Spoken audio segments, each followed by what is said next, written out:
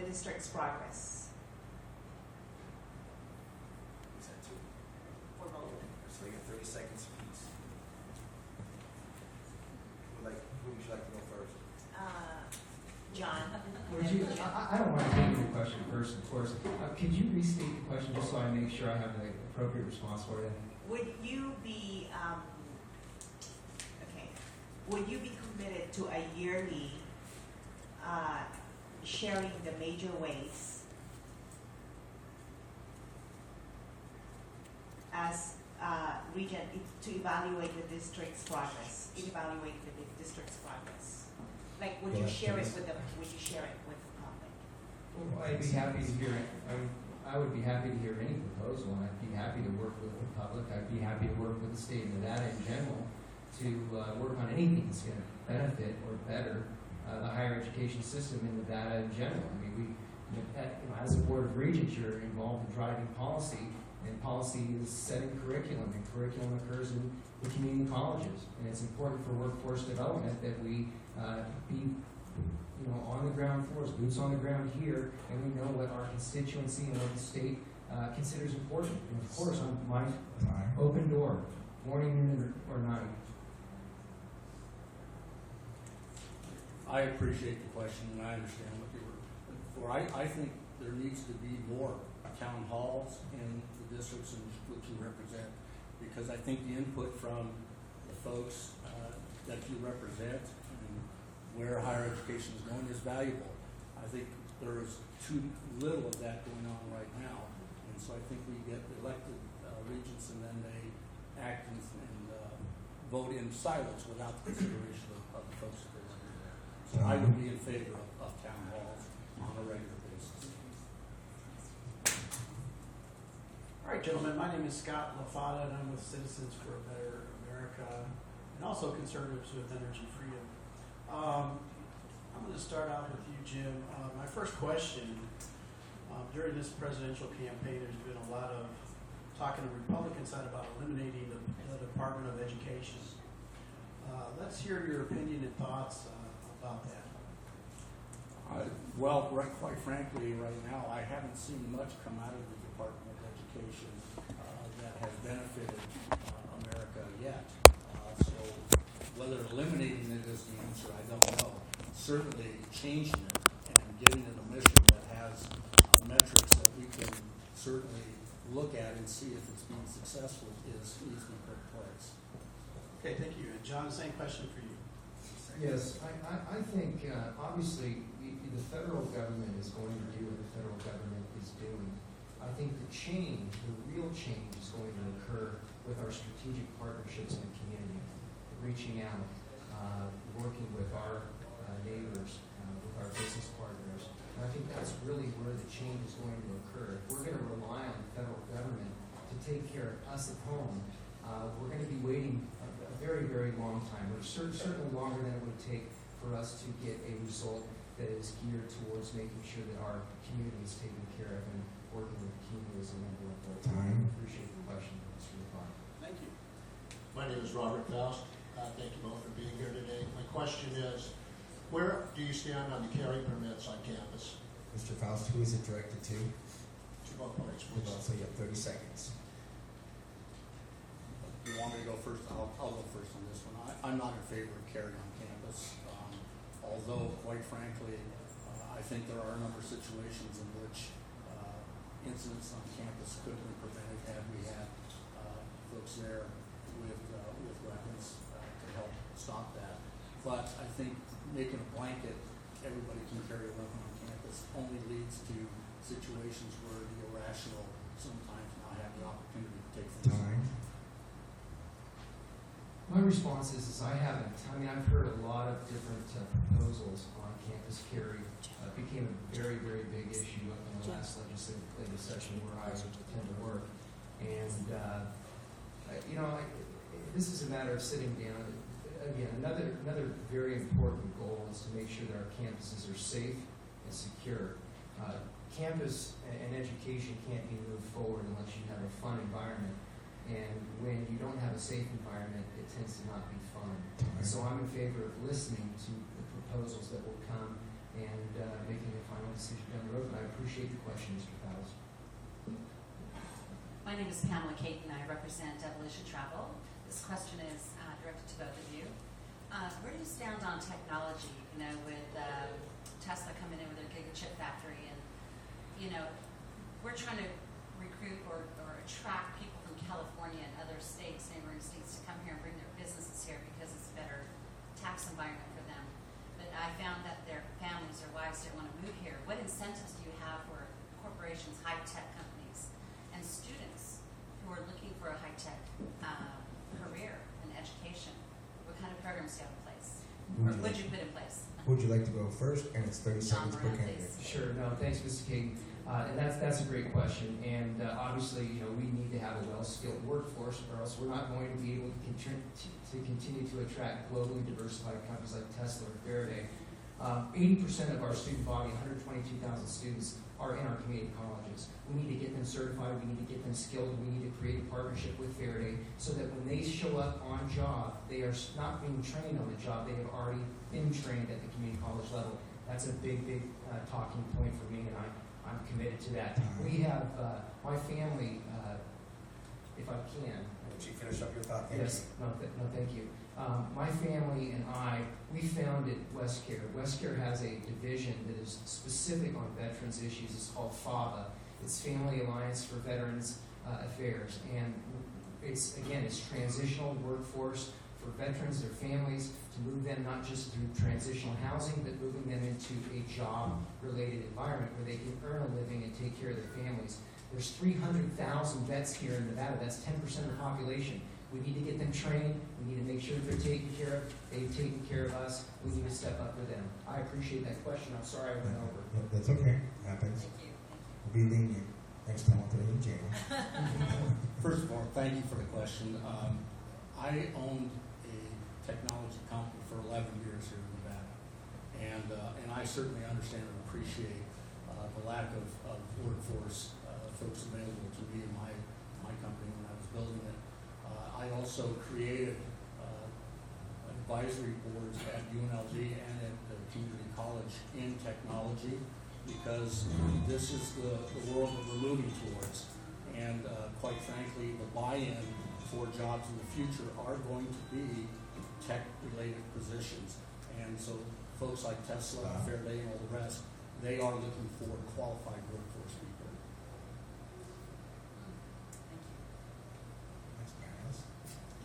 My name is Tim Batar. As the only millennial on the panel and as a college student, I like to ask this question. What are your thoughts on there being a problem in the school system in general, political correctness? And if you recognize this being a problem, how are you going to try and help at least fix it or solve it? Who is that for? Who do you want to start first? So they have 30 seconds to answer. Go for political most of the time. Well, I think from a political correctness standpoint and from a cultural sensitivities, UNLV has been going through this for the last year in regards to an issue that you're probably well aware of, the HAREB, and its relationship to Confederacy and so forth. I think there's a compromise somewhere in this world where we have to not be too far to the left in terms of our sensitivities, and at the same token, not be too far in ignoring and recognizing the sensitivity. So I think it's a collaborative effort where we need to compromise and figure out what's the best approach to do that instead of taking a very hard and fast rule. Yes, Mr. Tara, that is a very, very difficult question. You know, my grandfather served in the Pacific Theater, John, and my grandfather Herb served in Europe in World War II. My father served in Vietnam for 2 years before he ended up going through the college. Political correctness is of secondary concern to me. I'm interested in doing what is right. Those are the values that my family have invested in me, and I've spent the past 20 years in business fine-tuning. And so to me, this is not, when it comes to education, it comes to this position, it is not about political correctness. It is about doing the right thing and taking care of people, because the educational component in Nevada is the fabric of our state. And who we graduate from K through 12 to the university systems and the community colleges, those are the people that are taking care of us, and we need to take care of them. Yeah, Dr. Fred Conquest, and just for your info, I'm a professor at CSN and the executive director of the Citizens for a Better America. My question is, the NISHI budget per se is approximately $9 to $10 million. Would you oppose or not a forensic audit of the NISHI budget per se, not necessarily the schools, but the Nevada System of Higher Education budget, which seems to have a whole bunch of overpaid people who are really not very good at getting anything done? Mr. Conquest, I could probably take that one. Is that for both of them, sir? Yes. Okay, so we'll get 30 seconds each. Sorry about the interruption. No, thank you, Mr. Conquest. That's a great question. As a regent, you are in charge of a very massive budget. It's almost $1 billion budget. The funding formula is very, very sophisticated and very, very interesting. Fiscal responsibility is of critical importance as we move forward. And anything in terms of any type of an advisory committee that can be impaneled to review issues involving fiscal responsibility would be another priority to me as we move higher education forward through 2017. I'm really good friends with Dan Clates, the chancellor, as you know. He and I have disagreed on a number of points, and one of those is the growth of the NSHE group. There's 220 employees in NSHE, which is the oversight organization over all the institutions, and my direct answer to you is absolutely. I think it's too large. I think we need to audit, and anytime their budget is larger than the community college budgets, then I have a problem.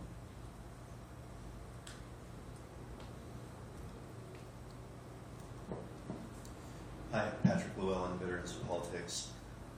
As a father of 3 children in the public school system, Clark County, obviously, one of which is actually a senior and graduating, what is the plan for community outreach to the local high schools, or even before that, to encourage the kids to look into UNLV or UNR or even CSN, for that matter, to stay here versus UCLA, UC Irvine, or any other out-of-state institution? Is it directed to both of them? Yes, both, please. And who would you like to go first? Mr. Radigan, please. Well, I can speak to that from UNLV standpoint. Our admissions office right now is doing outreach. They've also reached out to the alumni, of which I run at UNLV, to help go out and speak to students in high schools and talk about UNLV.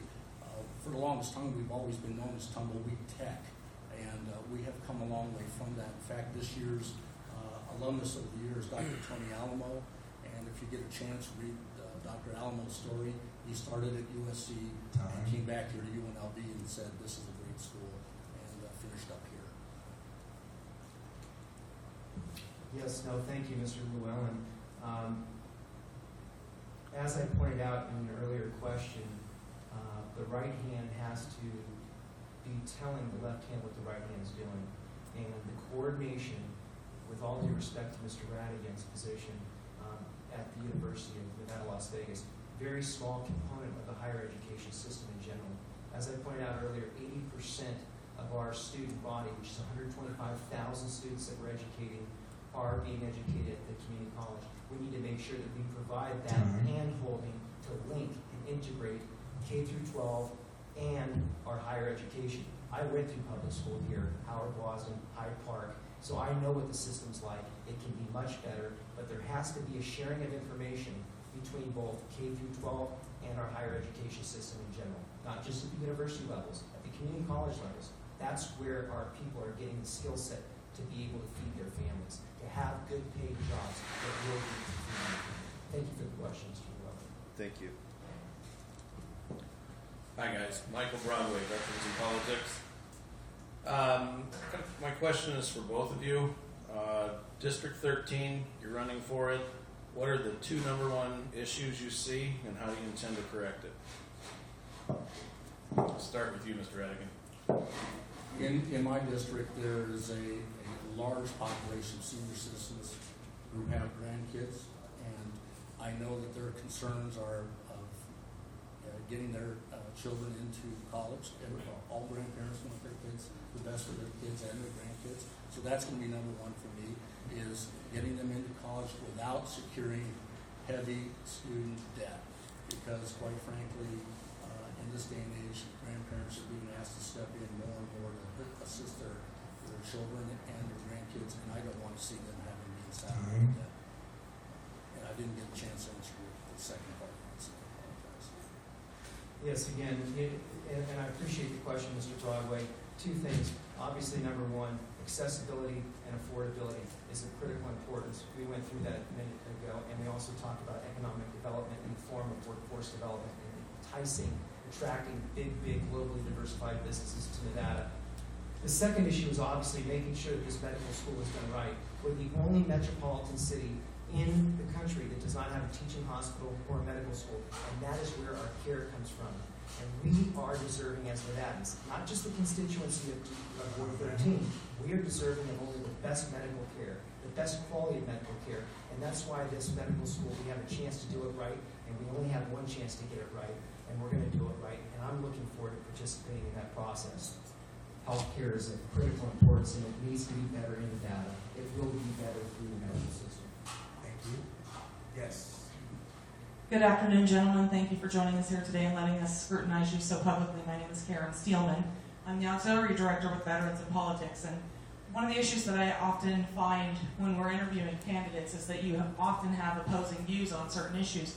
So I'd like to get both of your opinions on the Constitution and how that applies to your job and how that affects your views. And who would you like to go first? Let's start with Mr. Moran. Moran. No, that's okay. That's okay. That's a terrific. That's a terrific question. So, what's interesting about Nevada is there's a fourth branch of government, which not most people will know this. We have a legislative branch, we have an executive branch, and then we have the judicial branch. But in Nevada, we have a fourth, which is the Board of Regents. It sits as a constitutional branch of government, and I am a big protector of the Constitution. I have represented veterans for 20 years in business, in help with their disabilities, in help with their the disease of addiction is a big issue. I've worked with Arnold Stock at Veterans Village, and for many years we just developed a property over off of Las Vegas Boulevard in Charleston, and it's transitional housing. But I'm a big, firm believer as a lawyer. I've represented and defended under the Constitution many rights of many veterans over many years, not just several years, but 2 decades, and I appreciate that question. Yes, please. I think the question is very simple. I will abide by the Constitution. That's what I uphold, and the Constitution was put in place by the people of the United States and by the people of this state, and I will abide by the Constitution. That's very simple. Thank you. Okay, thank you.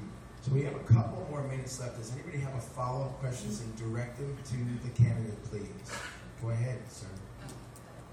So you guys didn't answer my first question. So this will be a yes or no answer. Keep it simple. Do you recognize political correctness as a problem? Yes or no? Do you believe in free speech zones? Yes or no? And if you uphold the Constitution like you say, why are you not for campus carry? And who would you like to start first, We'll please? start with Mr. John Moran. Okay, so it seems like you have 3 questions. So the first question is do I believe in political correctness? Do you believe it's a problem? Yes or no? Do I believe it's a problem? Yes, I do believe it's a problem.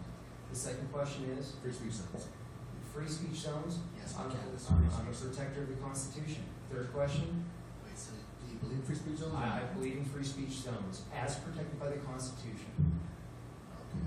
And then the third one was, if you believe in the Constitution, your stance on open carry. Again, I'm a holder of a concealed weapons permit, so I'm a believer in concealed weapons carry. On the campuses of universities, I have not seen all of the information on that, so it's something that I just have not developed a specific position on. I can tell you, however, I want our campuses to be safe. So if there is a proposal out there that gravitates towards being able to carry concealed on a campus and still maintain the integrity of safety, then that would be something that I would be in favor of. But if not, I would not be in favor of it. Safety is of critical importance, especially with my family's background in law enforcement. That's a big item for me, is safety on all campuses, not just the University of Nevada, Las Vegas, but on all community colleges and most state Okay, let's colleges. move to the next one. On your first question, which regards political correctness, yes, we do have a problem with that. I think far too often we go overboard on trying to be sensitive to everybody and we lose our common sense. Second, free speech zones. I've always believed that campuses were free speech zones to begin with, so I would certainly be in favor of that. But I thought you could speak your mind anywhere on campus. And the third item, I believe in the right to bear arms. But again, echoing what Mr. Moran said, I am concerned about safety on campus.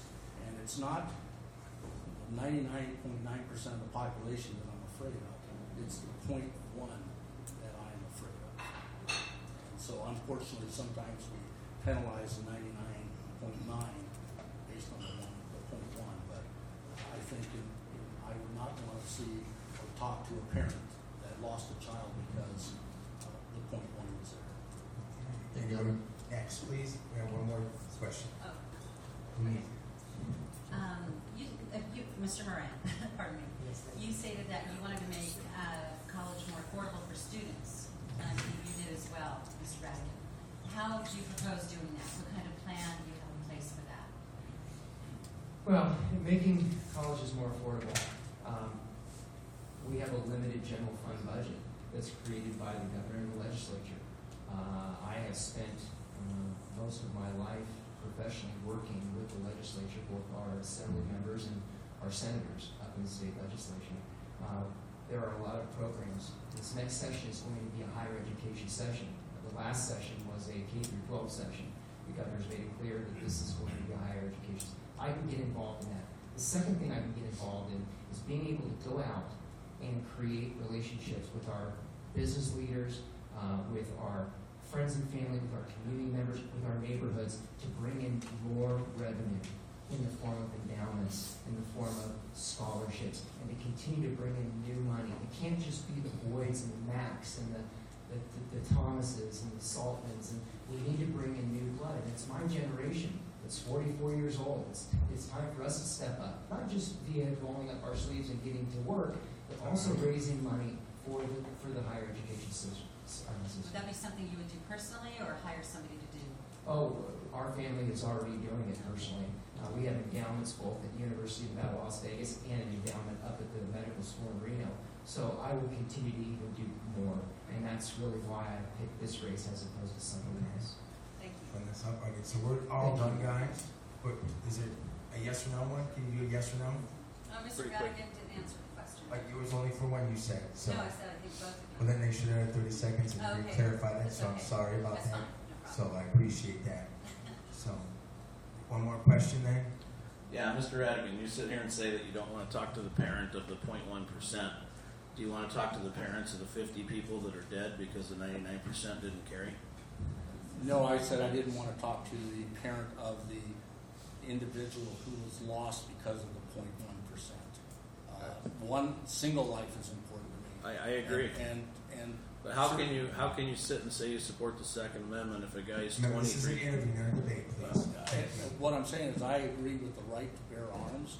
I just Except at want- college? Well, I just want to make sure that if in a situation at college it is workable and we can feel safe with kids on school and students on school, I would support that. But right now, my feelings are I don't know enough about it, and my general feeling is the 0.1% is what scares me. Okay. Thank you so much, panel. Let's give them a round of applause. Thank you, Mr. Moran and Radigan for coming out. And we want to just thank the sponsors again, Jeff Gormley, owner of Rhythm Kitchen here. And we want to thank Ron Q Foundations. We want to thank Paul Pata, owner of Paul Pata Law Offices, Michael Broadway, Robert Stoffel Law Group, Brent Jones, owner of Real Water, which you're drinking right now, guys. Isn't that real water? And then we want to thank George Carson, owner of the AllTalkRadio.net. Of course, Kevin Wall, radio personality, Battleborn Radio, and many more people. So again, the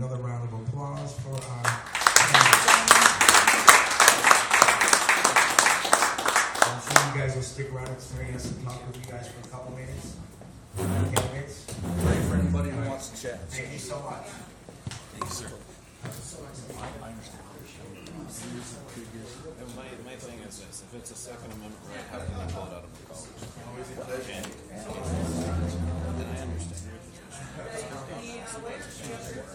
I get it. Yeah, right here. He also might be the one that flips out the head and just brings it on the campus anyway, and now you got 99% wild turkeys with no protection. All right. Thanks, John. Appreciate it. Well, thank you very much. There's that whole pop.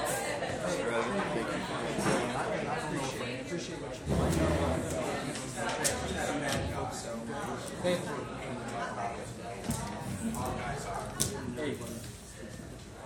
Very well. Robert Blake. Very well.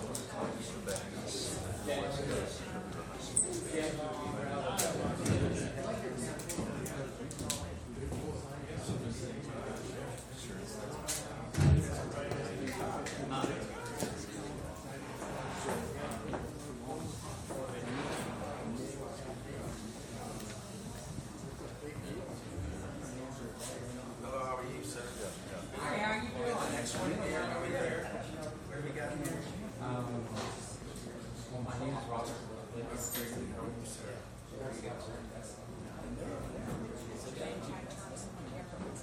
Yeah, it's fine. Yeah, that's fine. Good. That's fine. We can hire two.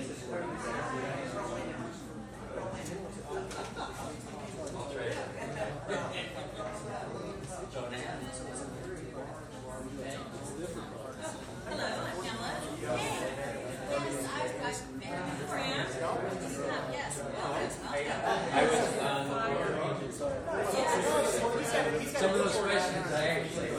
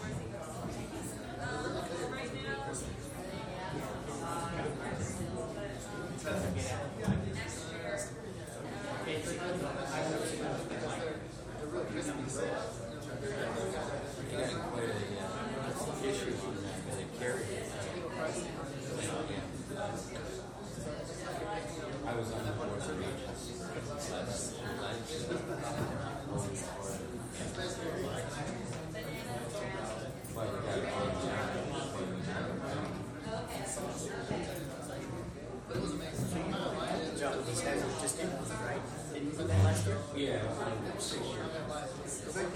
So they still won't get it all there? Well, 2 years ago,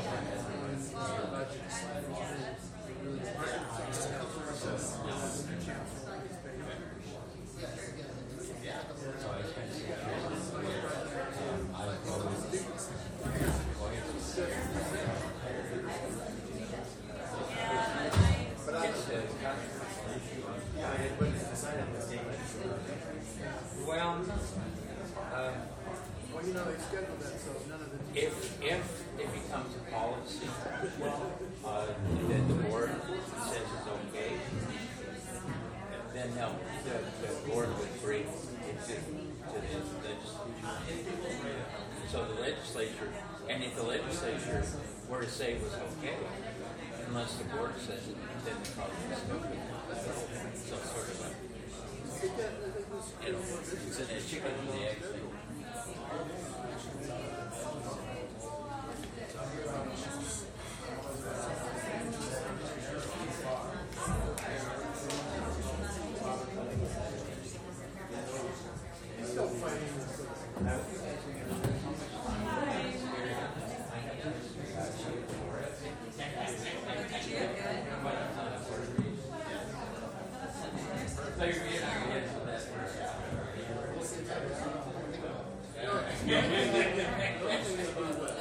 All right, let everybody take your seats, please. Let's get started. We really respect everybody grab their seats, please. Everybody grab their seats. Okay, next up.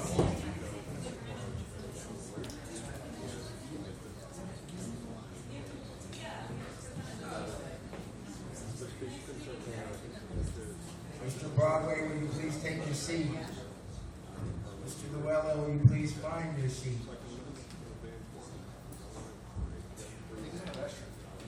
want the restroom? Okay. Well, real quick is we're going to get ready to start here. We want to thank the candidates for being here. So we have Mr. Robert Blakely. Are you here? Yes. Raise your hand. Thank you so much. We have Mr. Tim Hughes. Raise your hand. There he is. And we have Mr. Ernest Doc, in quotation, Block. All right. All right. So here we go. Here's the ground rules, ladies and gentlemen on the panel. Just a reminder, all counts before each interval. This is an interview. It's not a debate. Everybody say debate. Debate. It's not a debate. It's an interview. You get 30-second questions, and if you want them to be split, the candidates will get 30 seconds. Or not, if you direct the candidate, they will get 1 minute to answer the question you give them. Are we clear? Say clear? Clear. Good job. So crystal clear. Look at that. We have somebody. Would you like to start first? I want to ask a question.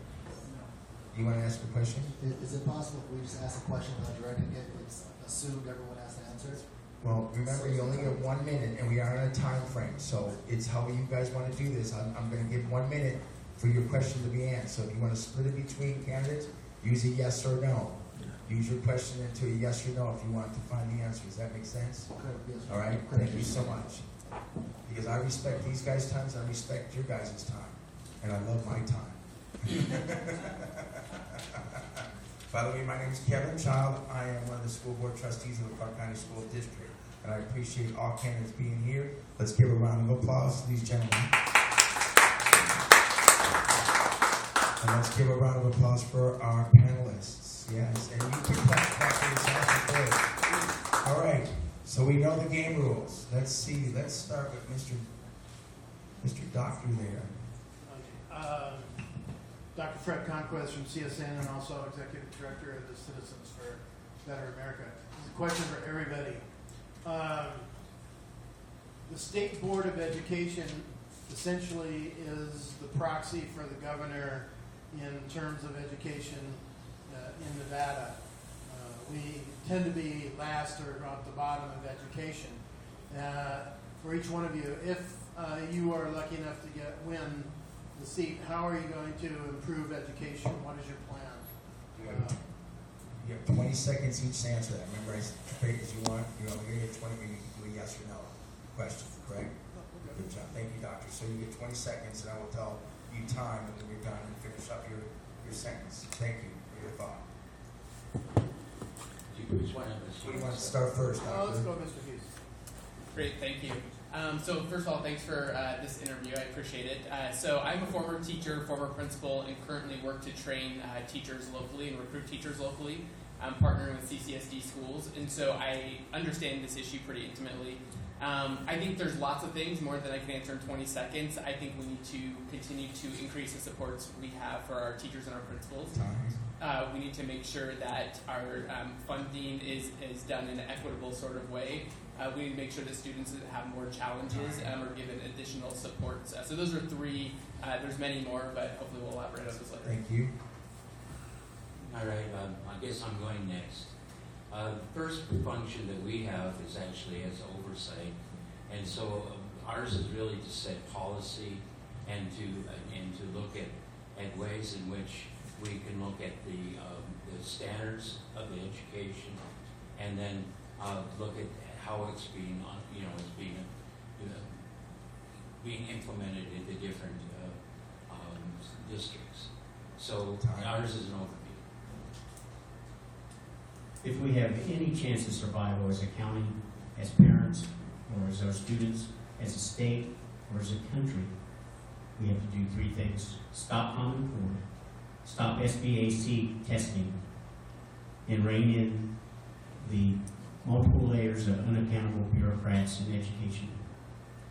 You mentioned Board of Education.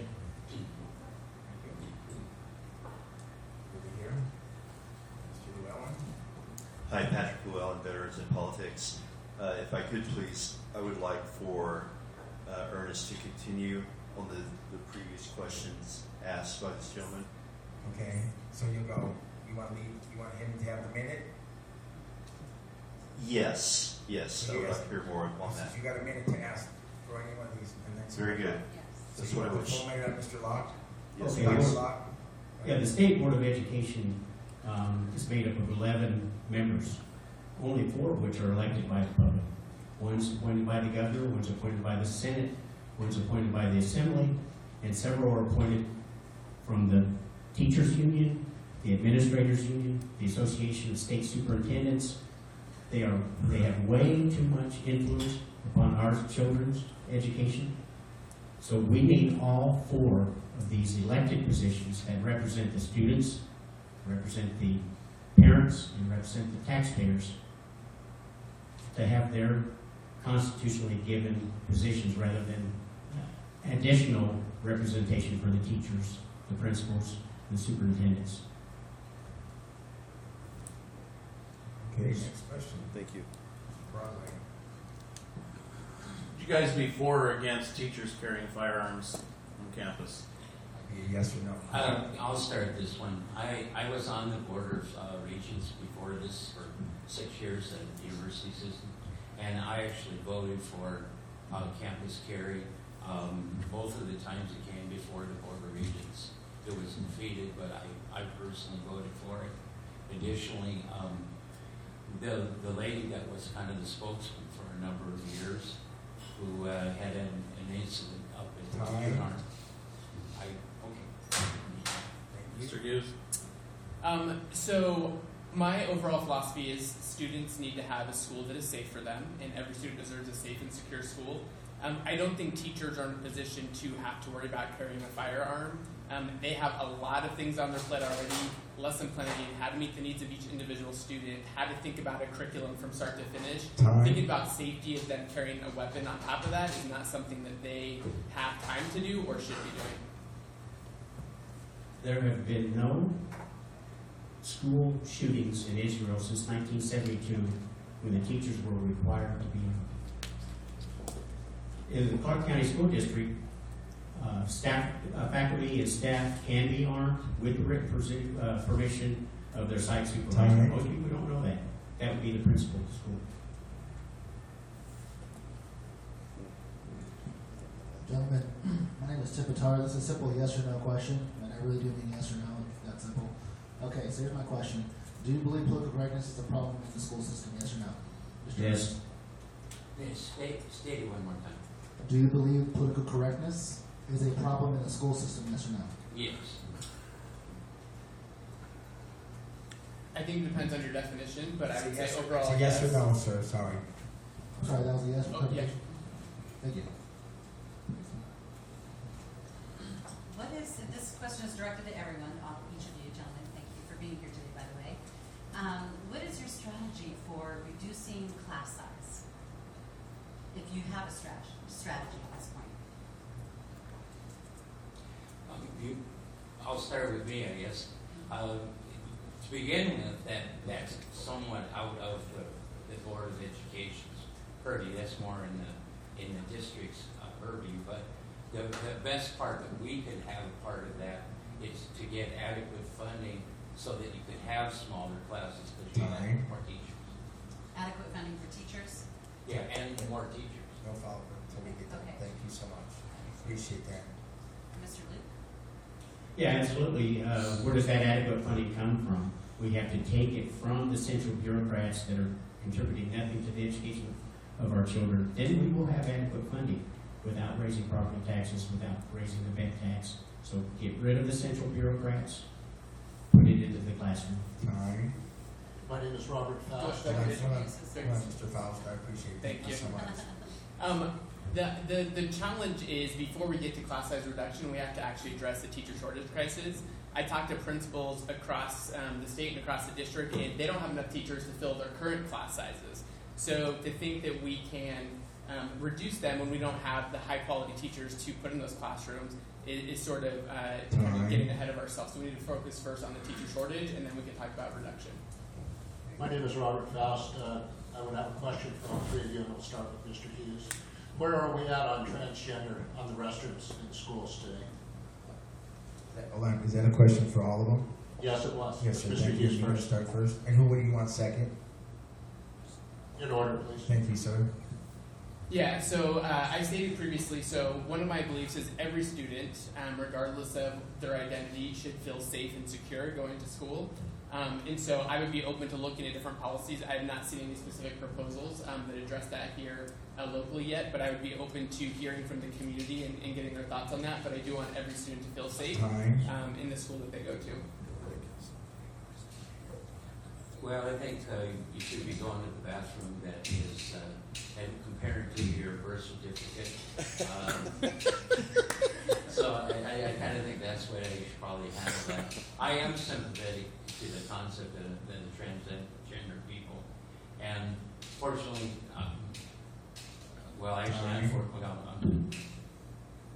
Yeah, that's not a choice that I should be making as an elected official.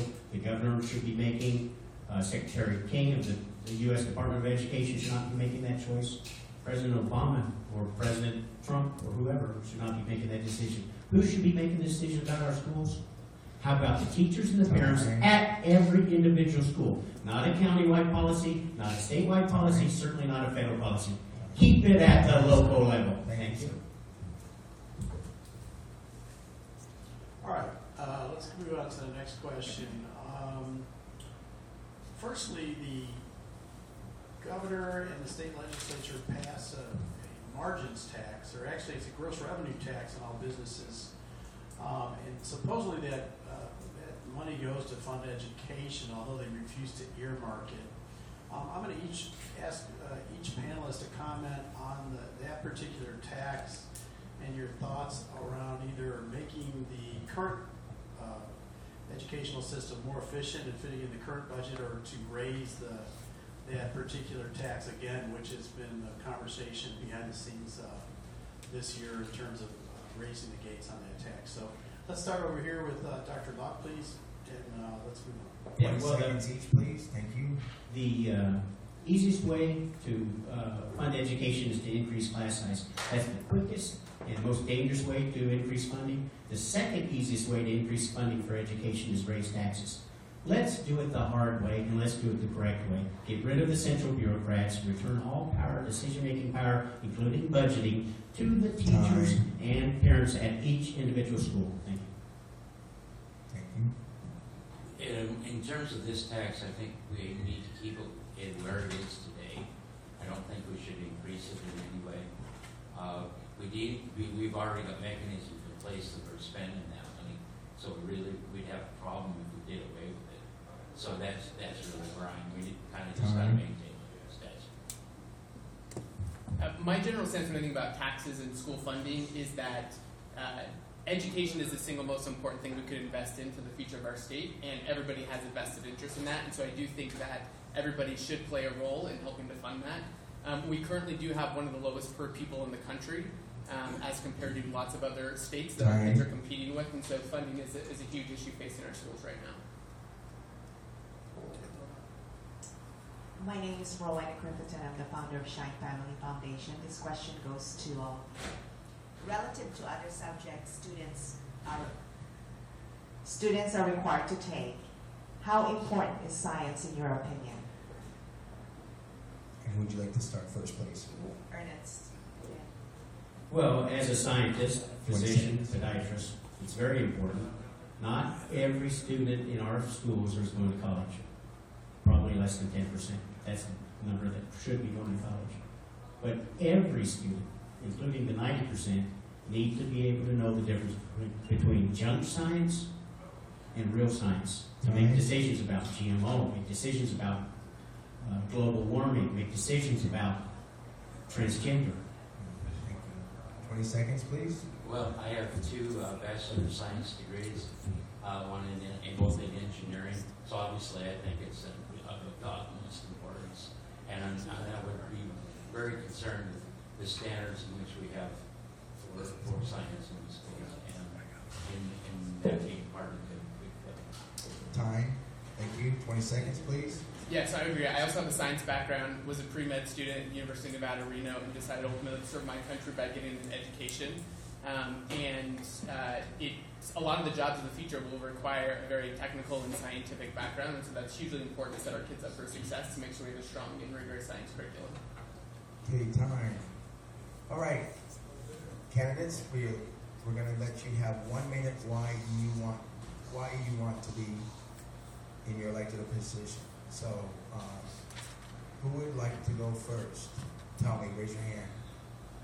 Okay, Dr. Locke, you'll go first. Thank you so much. I learned in the Marine Corps, never volunteered. I'm apolitical. I follow the politics. I very seldom ever vote. I could care less about party politics and all these people that claim to be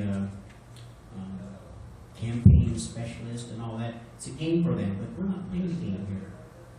We're looking for the survival of our country, the survival of our county, the survival of our children. And that starts with our education, our K through 12 education. And the only way we are going to survive is if the parents and the students and the teachers take back our schools. Rip it out of the hands of these bureaucrats. Rip it out of the hands of these politicians that say one thing, go to Carson City and do something exactly opposite. They're not answering to us. If we break it down where all decisions are made at the individual school level,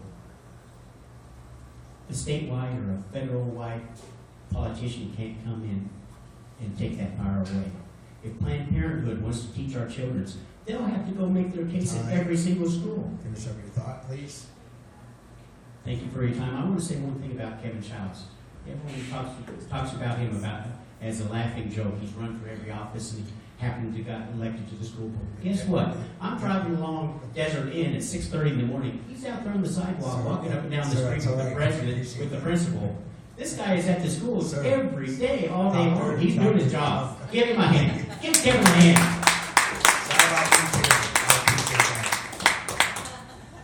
Go ahead, sir. Yeah, my passion for a long period of time now has been the education system in Nevada. I spent 6 years on the Board of Regents.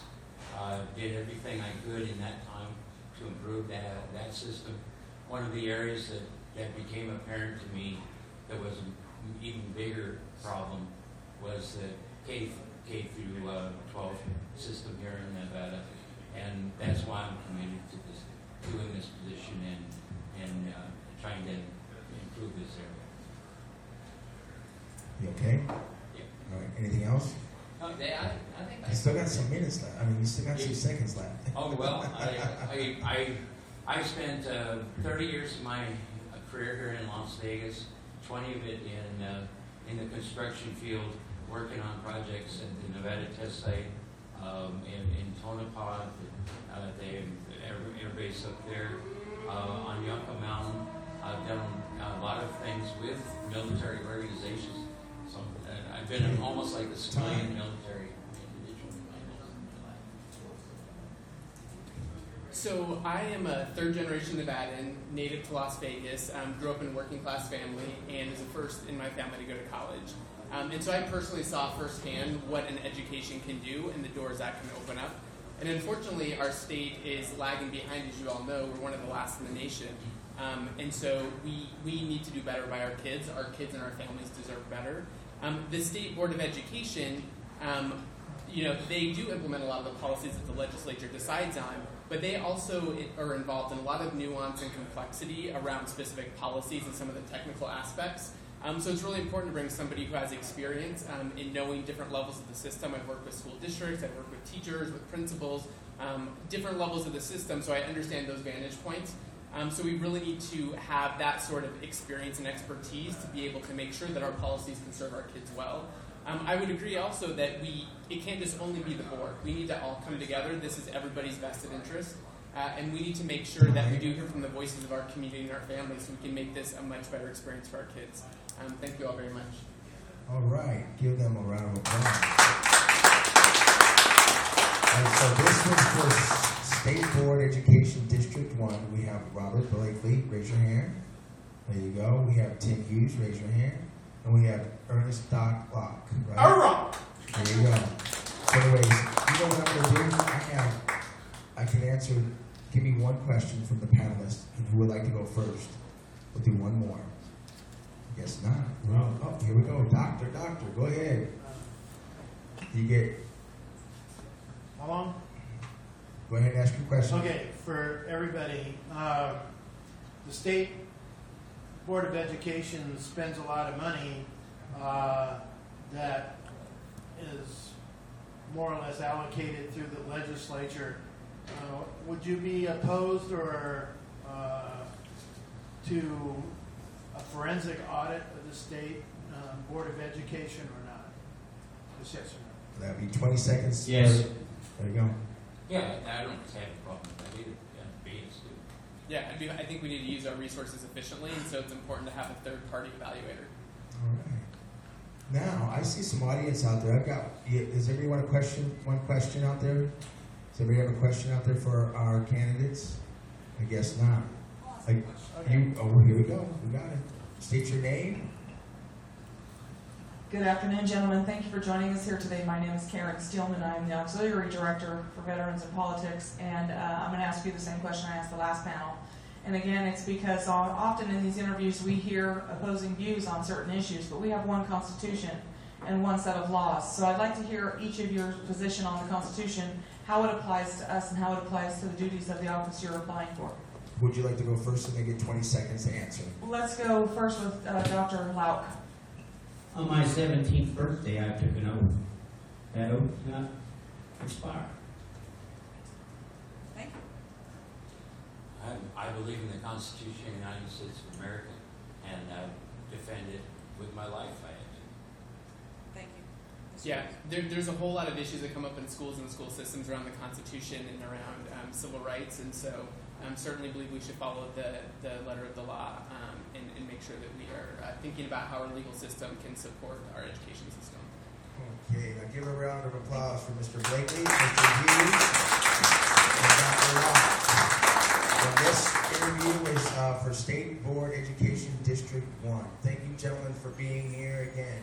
I want to thank our sponsors, Scott Cromley, owner of the Rhythm Kitchen, Ron Q Foundations, Paul Padilla, owner of the Paul Padilla Law Firm, and we have Michael Broadway here for our sponsor, Robert Stoffel Law Group, Brett Jones, owner of Real Water. Everybody pick up their water and show you got Real Water in your hand. Wonderful, wonderful, wonderful. George Carson, owner of AllTalkRadio.net, and of course, the wonderful interview man on the radio, Kevin Wall, Battleborn Radio. And thank you again for coming out, candidates. Enjoy your day.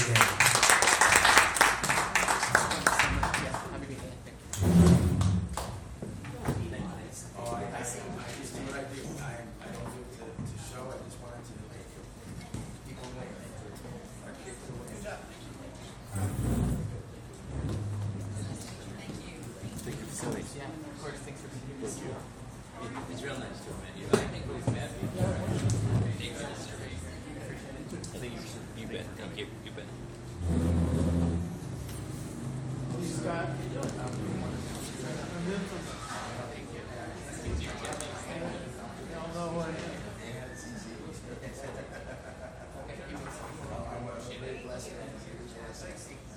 So affectionate to be a servant of the people. Nice to meet you too.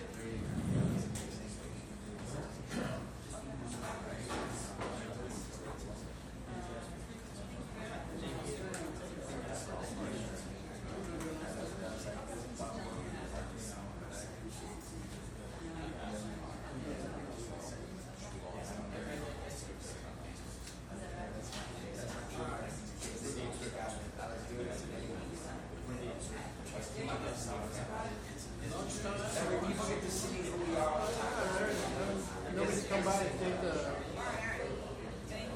orders. I very much smile at that. I'm very fortunate. Kevin, do we have a few minutes? Do we have a few minutes? We